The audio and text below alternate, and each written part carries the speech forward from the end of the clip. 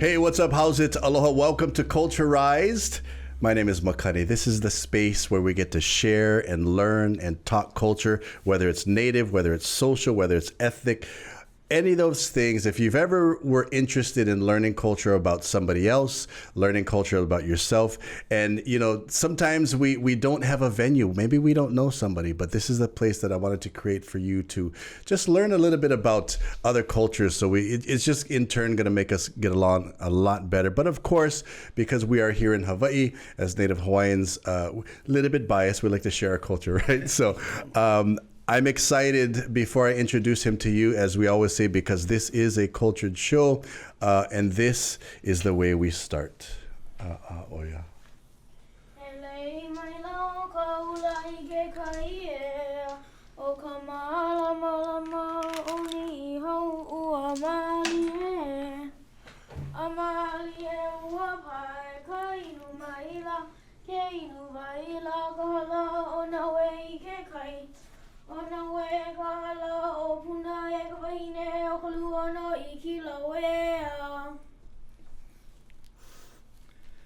Mahalo Lono. Lono Tabor, if you're ever on YouTube, go look for his channel, Kanaka Kid. He shares his olelo of the day. He shares olelo no eau, and he just tells you why it's important to be him.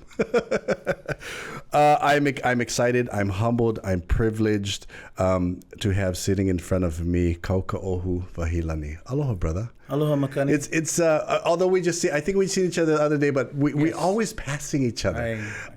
What I just say, because we've got kuleana, right? We've got kuleana. Yeah. So I've always wanted you to come and share, because you are, I see you as a wealth of knowledge. You're walking encyclopedia of Mana'o and Ike. So I wanted to bring you on and just kind of talk story and vala'au. And as we do it locally, what high school you in? I'm a C-Rider, class of 84, Wai'anae. Yeah, C-Riders. I love it. We were talking about so far. I keep this mental tally in my head that we've had a lot of Kamehameha. So mahalo. All representing Wai'anae Moku. The funny thing about that? So I'm the youngest of four. So I graduated in 84. My brother Wela is 83. And then my two older siblings, they Kamehameha. Really? So my brother Kalaeloa was class of 81. And then my sister Lealoha was class of 79. So we had this little older and younger rivalry going on. But, the younger one, we prevail. I love that, because I went through Lahaina Luna, and people always people always say that. So I tell my friends and cousins that went to Kamehameha, you're welcome. So Wai'anae, and raised in Wai'anae? Born and raised in Nanakuli First Road. Was my uncle's, my dad's older brother, my Uncle Charlie Wahilani. So that's where we grew up. And then in 77, my dad got his homestead up Puea Wai'anae Valley, where I have my dad's homestead now. I love that. I love how your brain thinks. Very, very.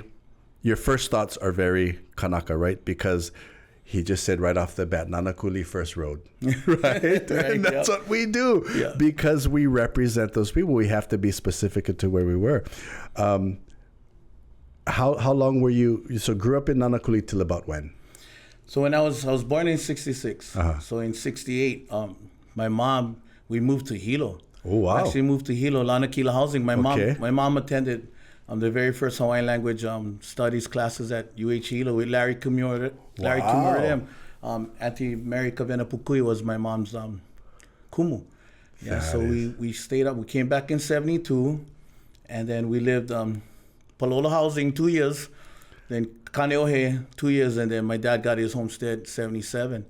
And so we went back home to Wai'anae, to Puea, Wai'anae Valley. I love that, because I always say the more places you live within our home, the more knowledge you gain.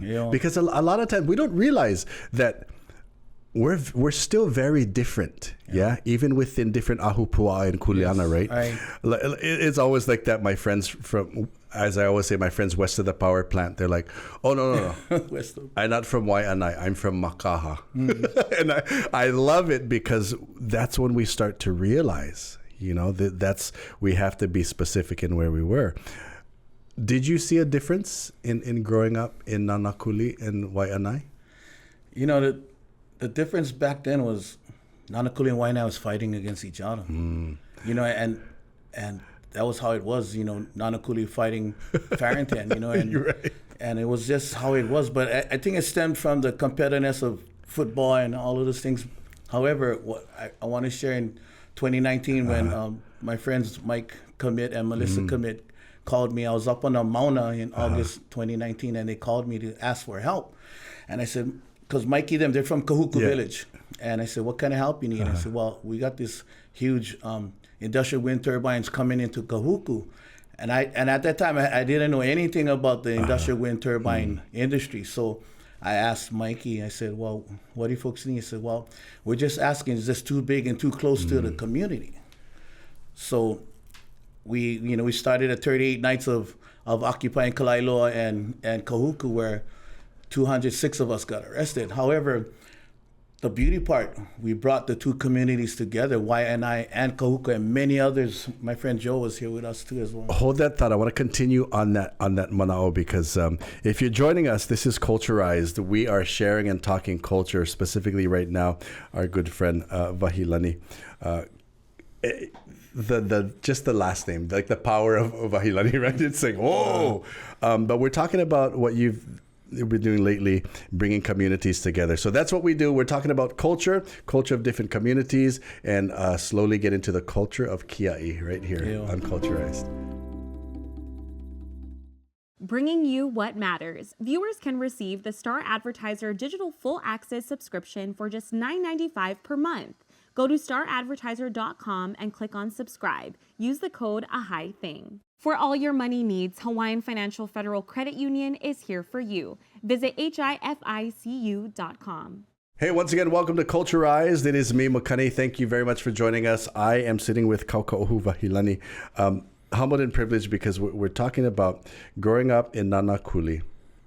And we'll talk about growing up in Wai'anae, but we're going to touch on, let's get right into that. The culture of Kia'i. Do you notice when Mikey them called you and you were like, oh, I'm calling my friend, my hoa in Wai'anae to come to Kahuku? Yes. Kawakahiko, would have that happened before? You think so? No, I wouldn't. Yeah. I guess it was in the time of Makahiki. Right. Yeah. So you went over there. What was that? Of course, you went over there for the purpose of the protest of turbines. Were, of course, from Mikey then, but did anybody else see you differently? Like, oh, what's this guy doing over here? Well, Mikey then made it clear that they needed my help because the turbines was coming out from our moku, was coming out from Kalaeloa. That's right. Yeah, so I said, you know what? I'll bring the bodies, and then we came down and we so they occupied in Kahuku at the site, and then we occupied where the turbines was coming out, in Kalaeloa. So that's why we're at Kalaeloa, and then Kahuku had their spot too. So that's such a Hawaiian concept of mana'o and thinking, right? It's like the end, they're gonna end up in Kahuku. Yes. But not a lot of people would think, oh no, let's go see where it's starting. Yeah. Right? And that's what you guys did. As we move back, kind of go back to growing up in Wai'anae. Sure. Here's a again, I always say sometimes people think it's a weird question. We know as we grow up, because our grandparents and our makua tell us, oh, you're Hawaiian, you're Hawaiian. What was one of the first things you pili'd to? Na Mea Hawai'i. Was it music? Was it hula? Was the music, and was growing up in Kamaku'a Maolo Church. Oh. So I'm a fourth generation, and so when I grew up in Kamaku'a Maolo Church, Mama Ella Wise, who's the granddaughter of John Wise, who was best friends with Prince Kuhio. That's crazy. And everything was all done in Olelo Hawaii. There was no Pelikina, no English spoken. So that was my first memories. And then also my mom being a Hawaiian language and Hawaiian studies teacher. Yeah. So that's what I was pili to. And all the music of Kahau Hanu Lake Trio. Oh, right. Sons of Nihao, Uncle Eddie Kamai. Was that not a great time? Oh, it was. It was. And you were lucky to be right there. Yes. Another question I'd like to talk about or ask is that growing up, was your parents and your grandparents, were they the type that said they would grab you, I'm going to teach you, or did you have to, was it kilo? Was it kilo? Was kilo? especially with my dad. My dad was like, he only told us one time, Yeah, right. And we had to watch and ho'olohe, behiko maka, and just when my dad was out in the yard, we were next to him, working. So, yeah. With because you're a counselor, right? A teen counselor. Do you see a difference with counseling kids today as the way we grew up? Like, because I just got, not to be mean on kids today, but sometimes you just got to hold them by the lima and the po'e, even like, this is what you got to do. Right. And you got to show them, instead of like us was kilo skills. Like if your tutu was doing something, you just got to. Yeah. Right? It's today's kids, is it different? Yes, it's so different, and my three sons, the oldest is 27, Kaulana, my middle is Keola, he's 19, and my baby is 14, and they were raised in a culture. However, I find a challenge because once they're out of that familiar circle and they're with their peers, then they're attached to what they gravitate to, and unfortunately for me, it's like they're talking a whole different language, and I want to talk about that, because that's a topic I've talked about to a bunch of other Kanaka too. Is we have our keiki, and within our own kuleana, we can shape them the way we want to shape them. Think of this when we come back on this next break. Is how do you do it in your mana'o? How do you keep your keiki on that cultural path, but make sure they also holomua at the same time? So if you're joining us, this is Culture Rise. We're sitting with Kako'o Wahilani. We are talking culture, raising our kids, moving forward, and his latest in the culture of Kia'i right here on Culturized.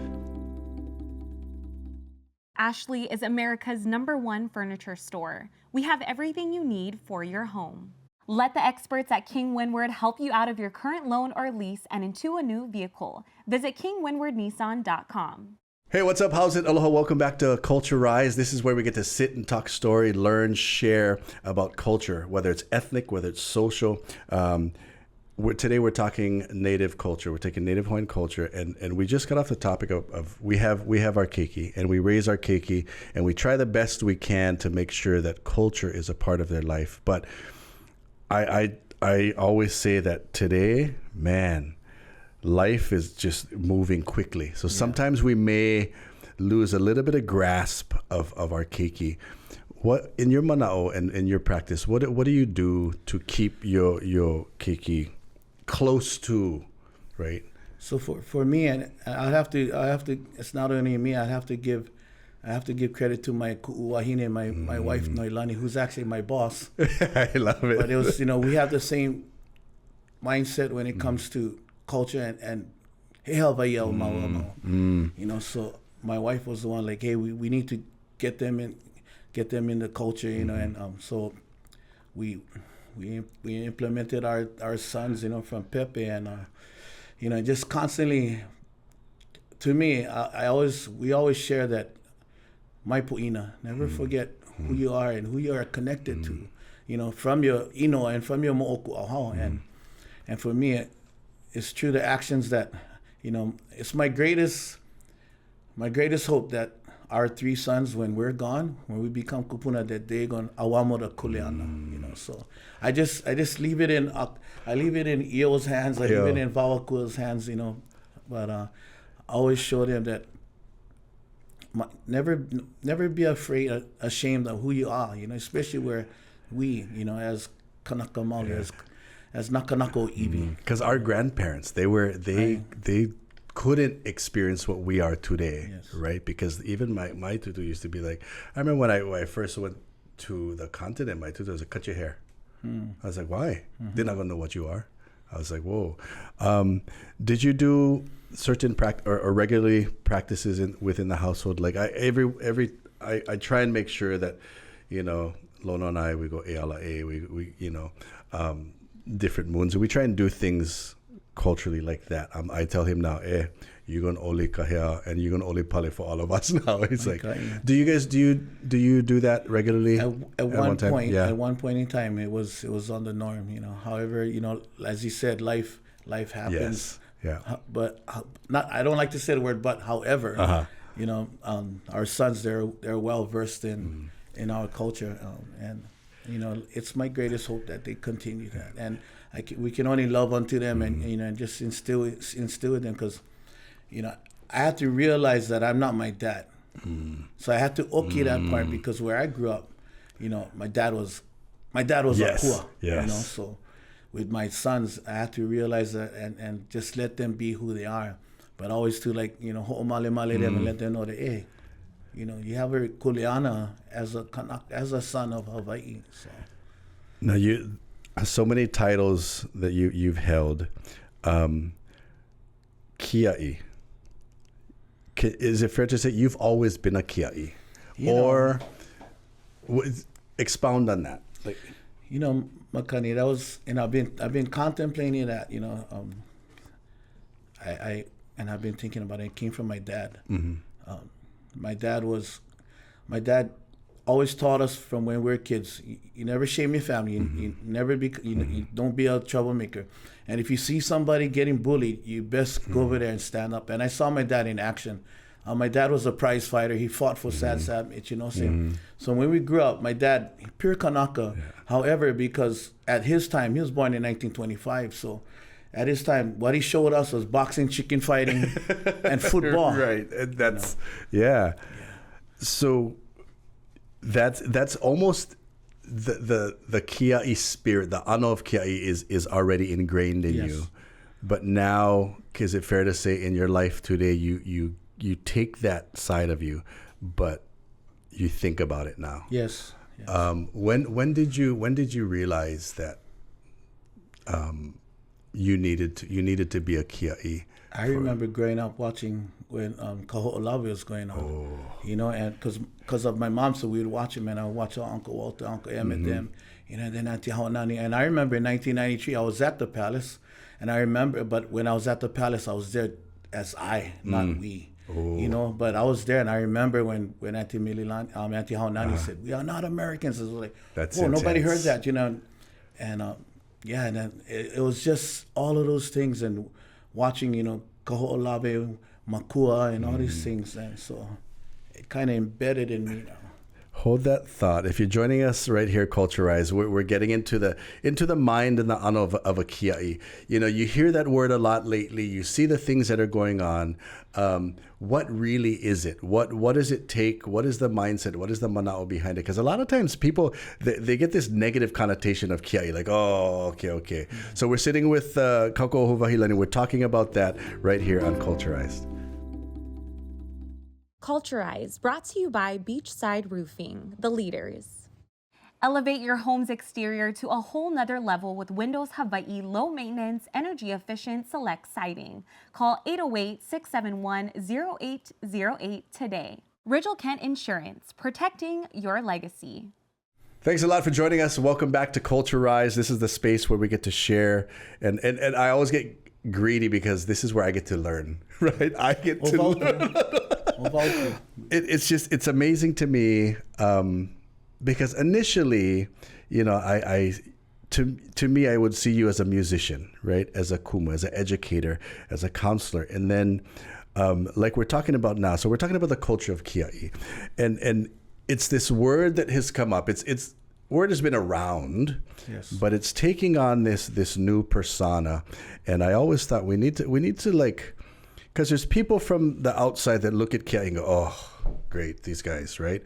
But there's a purpose behind it. Yeah. Everything Hawaiians did, there's an intention to it. Yes.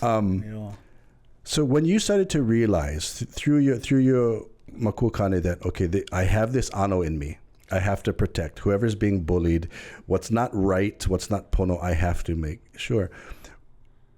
We talked about Kaho'olawe, and it was crazy because I remember growing up on Lanai, and it was strange because I didn't think about it at the time, but as kids, we used to stand at our house or at the beach when they were bombing, and we would wait for the blast, right? Because we could feel it on Lanai. And I remember telling my grandfather, I said, Tutu, well, they know this Lanai, right? Because they would come so close and thinking, what if they don't know, right? Lanai almost looked like Kaho'olawe. Yeah. And sometimes they would miss, and it would go right off the beach. I didn't think about it at the time.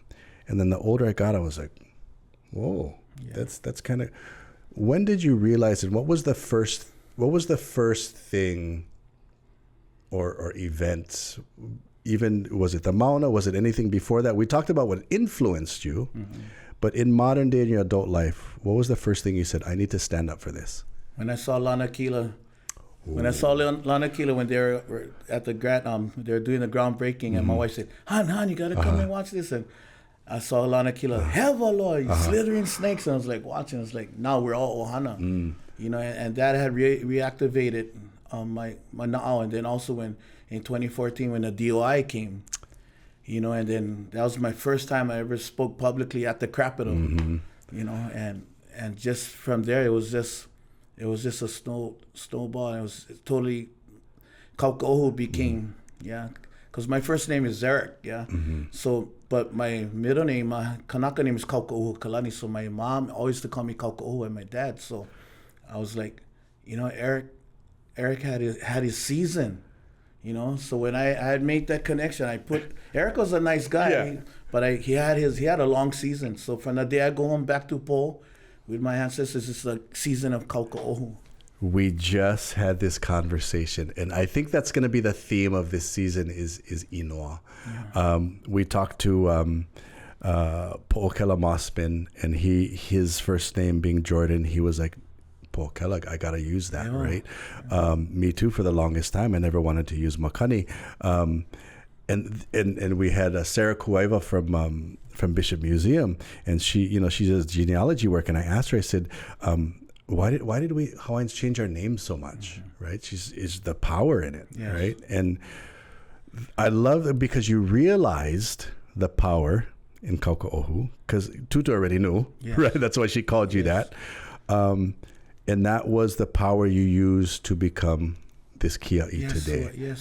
So correct, Makani. And for me, it's the reclamation of Kanaka identity. Ooh. Yeah. Say that again. Reclamation of Kanaka identity. And the kuleana that comes behind that. So I always say, you give somebody kuleana, they increases their mana.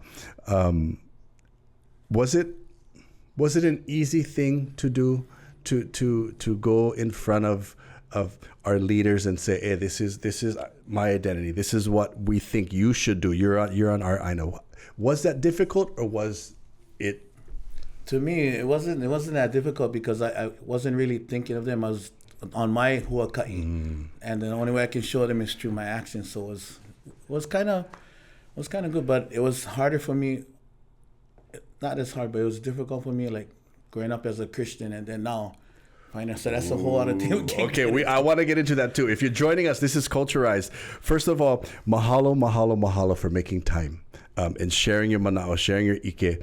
If you guys want to know more about the mind and the ano of a Kia'i, because you hear it a lot lately, what goes on, can I keep you here for a while? Sure. We're going to go to the extended version on YouTube. Comment down below. Thanks for joining us. It's Culturized. Hey, what's going on? It is me, Makani. Welcome to Culturized. This is the space that we get to talk and share culture, whether it's ethnic, whether it's native, whether it's social. As you know, the definition of culture is 10 or more people believing and doing in the same thing. Today, we talk about the culture of Kia'i. It's a term that you've been hearing a lot lately for the past few years, but it's a olala Hawaii. It's a word that has been around. It's just now you guys are seeing what it really, the effect of Kia'i. So we're sitting with Koko'o Wahilani. First of all, mahalo, right? For sharing your mana'o, because it's always funny, because I thought to myself, I want to bring you on. I want to talk to you about mele. I want to talk to you about culture, but then we're talking about Kia'i, and I think I always like to do things organically. In the culture of Kia'i, we talked about your mindset. We know both of us are at that age where we watched Kaho'olawe, we watched the Makua. We saw it, didn't really understand it. We knew our Anake and all of our Anakala were like, that's Heva. And then we fast forward to our life today. You realizing the power of the name, and now the power of being Kia'i. So when you watched Lanakila, you already knew from there. How difficult was it being raised in the church, being Kanaka, and also now the title of Kia'i. What has it meant? For me, I was convicted. I was at a turning point in my life because, I was raised up. I mean, I love Yeshua. I don't call Jesus Jesus. I call him Yeshua when I've learned that in Hebrew. That's how and just being, like I said, I'm not anti-American. I'm just pro Kanaka, and I love that. The reclamation of my Kanaka identity really took me in, and I still love Yeshua, and I love the teachings of Kamakua Maoloa, Ho'omano Keoko'ola. But for me, it's like, why did I have to grow up learning of somebody else's religion, learning about somebody else's heroes, learning about somebody else's laws, and all these mo'olelo? That was not me. So when I finally had an eala and I took the red pill, and I'm emancipate myself mentally from the matrix, I was like, wow, it was like a awakening for me, and so it was tugging at me because I was four generations deep into in Ho'omano Keoko'ola, and I love our mother, I love our church, and I love our members, and because we're all family. However, this is my Huaka'i now. This is my journey, so.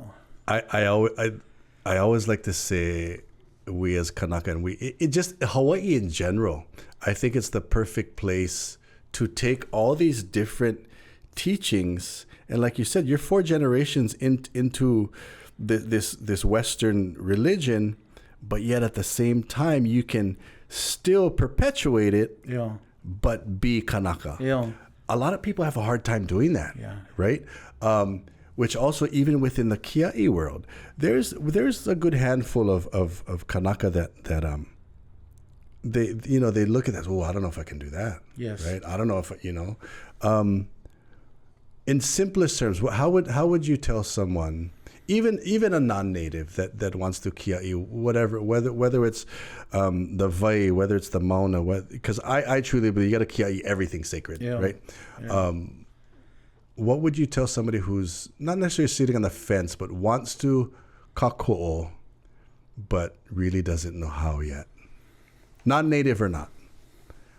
What's some advice you would tell them? I would say if they have that tugging in their na'au to be a kako'o, or to eventually be a kia'i, then, and if your intentions in your na'au is pono, then I my kailoa, holomua, and to seek out those that can help you in that journey, in that process. Here's another one that might be a little bit controversial, but at one point there was a lot of people going to these protests and going to these things not for the intention of Kia'i, not for the intention of culture, but for the intention of Instagram, for the intentions of social media. You think that's heavy, or you think it also works a little bit at the same time? Because I think about it, I'm like, okay, they're spreading the awareness, but what are they really there for? And that's what I see now with IG. That's why I have an IG account, but I don't do IG. I'm still doing FB. That's our age. That's But for me, it was like the intentions, and if I seen that same like you, Makani, I seen it. But for me, it's like, okay, they're in their va'a, I am in my va'a, and what I need to do to inspire our lahui, inspire the Kanaka.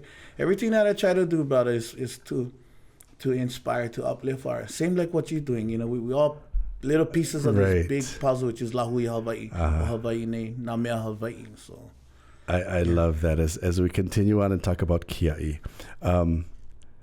I've also heard sometimes there's some Kanaka, again, even non-native, they'll say stuff like, well, that's not my kuleana. So we're going to take it all the way back to Puea Wai'anae, going to see Mikey them in Kahuku. Because I say today we cannot say that anymore, because it's not kavakahika. I'm not fighting. If I'm from Wai'anae, I'm not fighting Nanakuli or Eva Moku anymore. What are your thoughts and your mana on people that are like, oh well, that's not my kuleana. This is my ahupua'a. Something's happening over there. I support you, but for me, I would still love on them. you know. But for me, I'll just go because what organically came out. You know, because every night when we're at Kalaeloa, HPD came up 300, 250, 300 strong every night.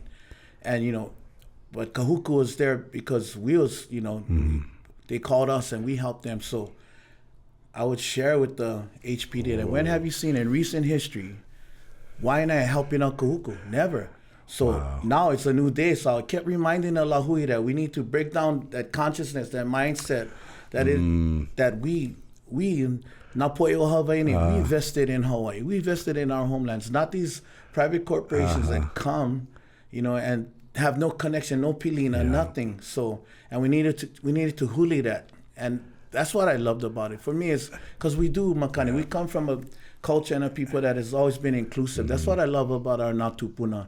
They're so inclusive, you know, and I share with many, I say, you know, prior to January 17, 1893, if there was, I hate to use the S word slave, but if there was a person that was entrapped, that was on the continent somewhere that found his or her on a steamship headed to the Hawaiian Kingdom, as soon as they touched the ground, they became free. They became free, and they could also have their own business. They couldn't vote because they needed to be naturalized. However, that was the mind concept of our kupuna. Was we came from a people that was always inclusive. Was we, not I. That's why I don't have an iPhone.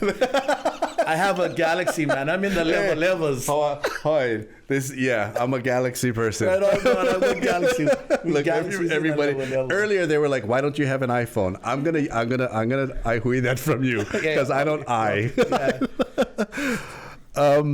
I love all these things that you're doing, and I love it's the reason why I love it in Aloha because, again, like I said, I used to see you as this sort, you know, a musician, and as I follow you and I watch you, and it's a good testament to other Kanaka or even non-native that it doesn't matter how chronologically far on we get in our, you're still on a huaka'i. And it's actually a new huaka'i. So it's never too late. It's never too late. It's never too late to do these things. And I always tell people that we kind of have that local boy syndrome. Oh, nah, shame. Right. Oh, nah, older. I kind of learned that kind. Like people always ask me, Mopopo Olelo Hawaii. I say, yeah, Papa Eha, because that's Lono is Papa Eha. That's all Papa Eha Valeno, right? Mahalo. I really wanted people to see the ano in the mind of a kia'i because a lot of people are like, oh, you know, they're very standoffish. Oh, here comes these guys again, right? But they don't understand the intention behind it, the mana'o behind it, because a lot of times when you're doing that, like when you're at Kalaeloa, what percentage of you being there is educating like that? You were telling HPD, right? So a lot of times they think you're just there to protest, but you're actually there to educate these to people. Protect. I like that. I like that. Initially, when we met, I would see you as an amazing musician, and I see all these things that you do. So can I hana ino you? You cannot. He walked in with the. So we have to. So, and if you jump in, come on now. Ladies and gentlemen, Kako'o Wahilani. The song I like to do is originally done by Brother Noelani. It's called No More Hawaiian Style, because it is something like this. I just figure I'd leave this with you guys.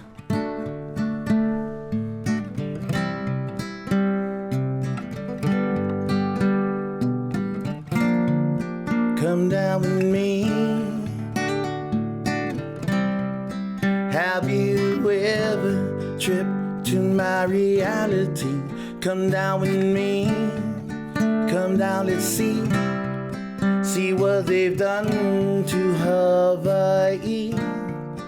Ask me why, damn it, open your eyes. Can't you see we want a paradise? Too many people, not enough sand. Can't you see we want our lands? Why should I grumble about this concrete jungle? In a place where people were once humble. Too many signs, you know, I think they're all blind. Can't you see they don't walk side by side? No more Hawaiian style. style.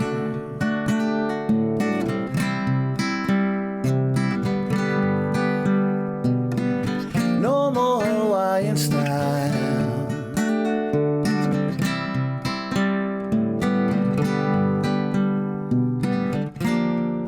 Come down with me.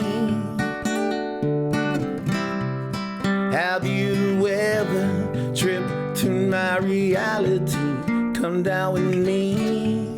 Come down, let's see. See what they've done to Waikiki. Ask me why, damn it, open your eyes.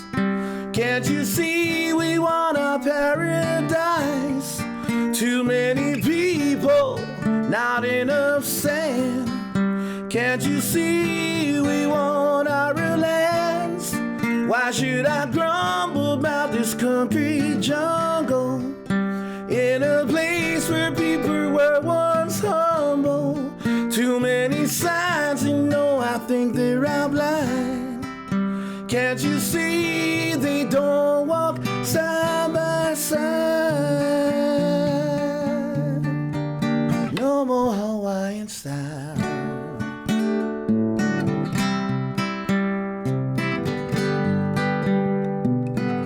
No more Hawaiian style.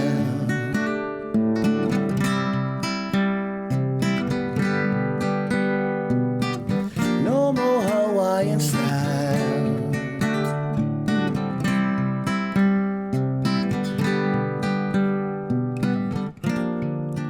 Come down with me.